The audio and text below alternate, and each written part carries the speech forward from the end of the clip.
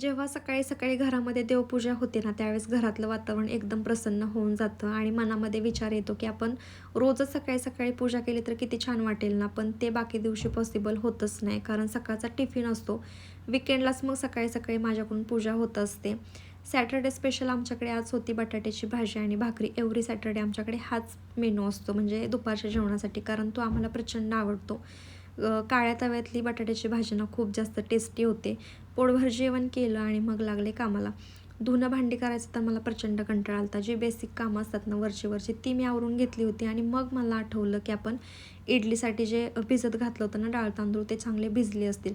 काल 4 वाजता घातलं होतं, संध्याकाळी लगेच बारीक करायला नको, कारण हिवाळ्यामध्ये पीठ चांगलं फुगत नाही किंवा फर्मंट होत नाही. म्हणून मग मी ते रात्री बारीक न करता मग सकाळी करायला घेतले.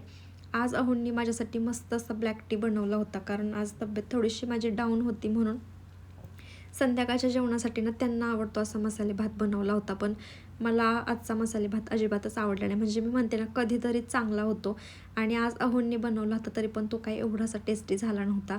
कारण त्यांनी ह्याच्यामध्ये आज पुदिना टाकला होता आणि त्याचा फ्लेवर म्हणजे भातामध्ये तर नाहीच आवडत मला आणि भूकसुद्धा नव्हती. पण अहोंचं म्हणणं होतं की आज शनिवारचं उपाशी झोपत नाहीत, मग थोडंसं तर काहीतरी खाऊन घेऊन.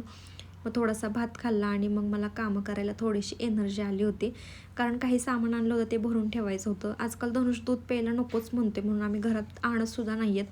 पण जेव्हा स्कूलला जातो ना सकाळी मग असं चपाती भाजी काही खाऊन जात नाही. मग विचार केला की थोडेसे चोकोज आणि थोडंसं दूध असं जरी थोडासा नाश्ता करून तो स्कूलला गेला ना तरी पण टेन्शन येणार नाही. म्हणून त्याच्यासाठी हे चोकोज आणले होते आणि छान बरणीमध्ये भरून ठेवले आणि असा संपवला आजचा दिवस. व्हिडिओ आवडला असेल तर नक्की लाईक करा.